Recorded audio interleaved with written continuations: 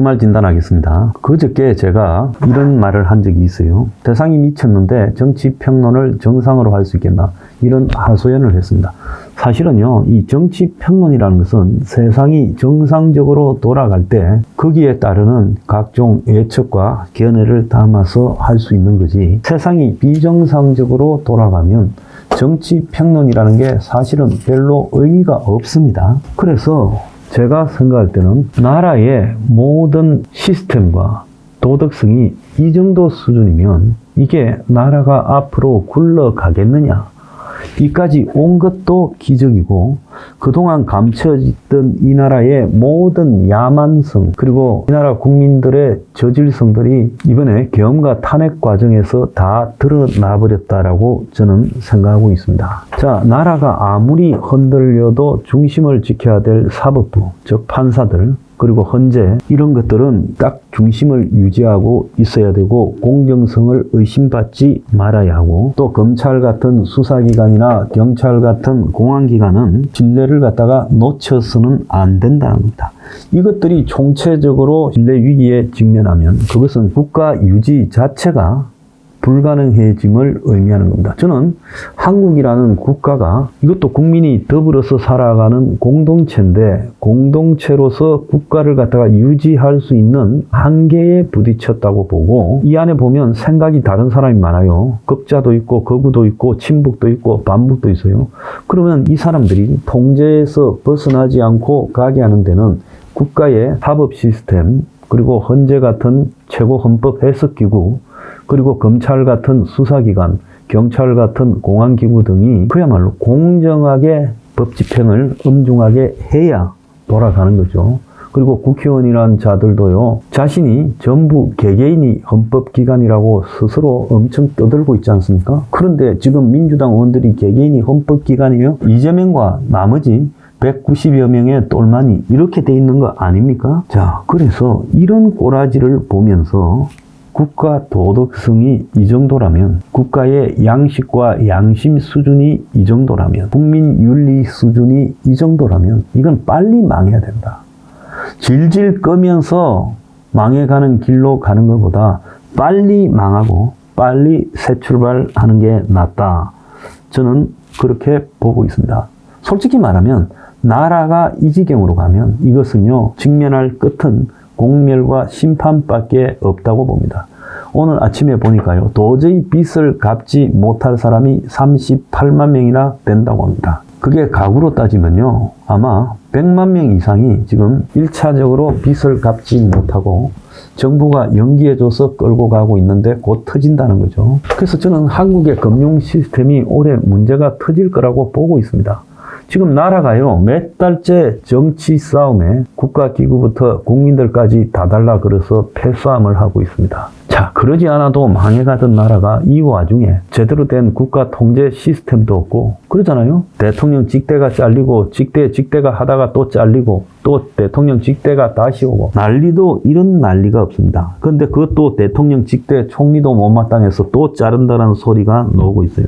어떤 놈은 저한테 이런 이야기합니다. 니는 여태까지 뭐 정치 평론 유튜버나 하고 실제로 생산 현장에서 살아본 적 있느냐? 남의 신장이나 2번이나 빼들어서 살고 있고 너 양심이 있으면 입 닥쳐라. 저한테 그런 말 합니다. 제가 2번이나 이식한 데는 제 가족이 헌신적으로 도와서 그런 거죠. 내가 무슨 남이나, 제가 저한테 신장을 주겠다고 하시는 분들도 계셨지만은 이런 소리를 들을까봐 제가 그냥 죽으려다가 가족이 준다 해서 달고 또 이렇게 움직이고 있습니다. 그런데 저는요, 정말로 평생을 사회를 위해서 열심히 살았습니다.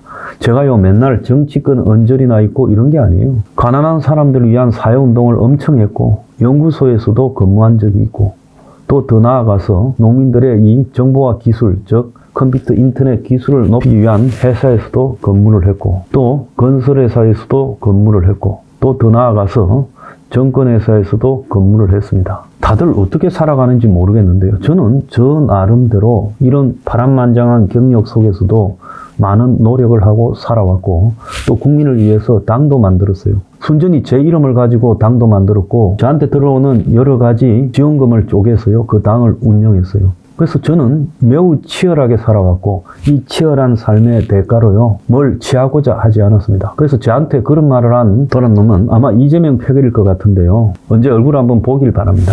그래서 제가 지금 하고 싶은 이야기가 뭔가 하면 저만 그렇게 사는 게 아니라 대다수의 성실한 국민들은 열심히 살았습니다. 저는요 군대 가서 31개월 했어요. 당시에 대학 나오면요 군대 복무기간 단축 특혜도 있었지만 그 특혜도 못 받고 31개월을 병장으로 근무하고 나왔습니다.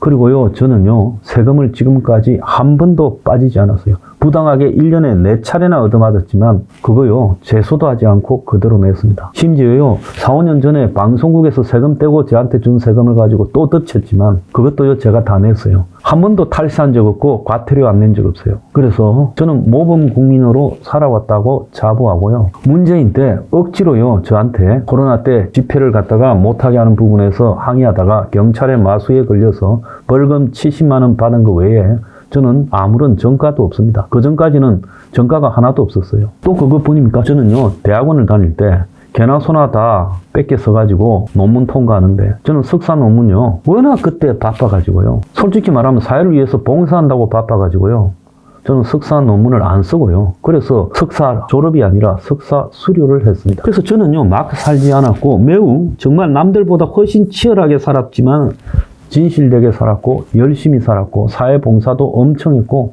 나름 좋은 일도 많이 했다고 생각합니다. 그런데 이렇게 열심히 저처럼 살아온 분들이요 대부분이죠. 제가 특별하게 잘난 건 하나도 없다고 생각합니다. 그런데 이렇게 열심히 살아온 제가요 지금 막 살아온 이재명, 막사니즘의 대부 이재명 그가 승리하고 열심히 살은 우리들은 실패하는 것처럼 보여지고 그는 지금 쾌감을 느끼고 있고 우리들은 우울증에 걸려 있어요. 저는 세상이 이러면 누구도요 제대로 살지 않습니다. 그래서 지금 이런 세상을 못 견뎌하는 사람과 이런 세상을 환호하는 사람 이재명이 무죄에 환호하는 사람만 입장해라. 그들한테는 소주 맥주 주고 탄핵에 반대하고 내란에 동조하는 세력은 출입 금지라고 이런 상황으로 끌고 간다면 이 나라는 공멸밖에 없다는 겁니다. 자, 미국의 정치학자 유명한 사람은요 내전은 어떻게 일어나는가라는 책을 쓴 사람이 있는데 내전은 성자 독식 대통령한테서 발생하는 거다. 이재명이가요 누구보다도 지금 당 내부도 독식입니다. 1급 체제라고 하죠.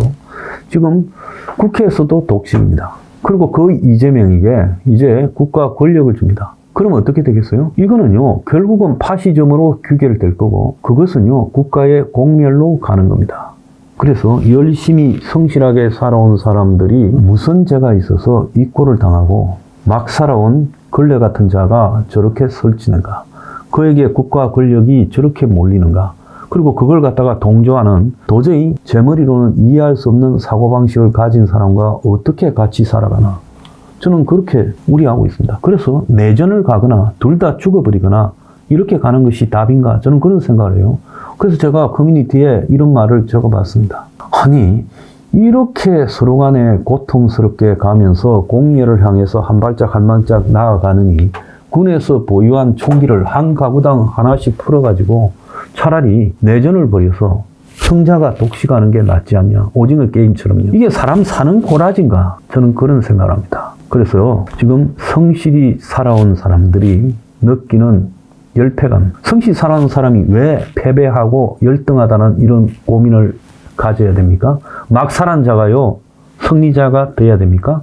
이거는요 국가의 공멸, 파멸밖에 없는 것이고 그 과정에서 결국은 내전을 하는 수밖에 없다는 겁니다. 나라가 이꼬라지 돼 가는데요, 저는 이 정도 생각이 다르면요 한국을 그냥 가르는 게 좋다고 봅니다. 이렇게 해서 살아갈 수는 없는 거예요. 진짜 진지하게 생각할 국면이 되었다, 저는 그렇게 봅니다.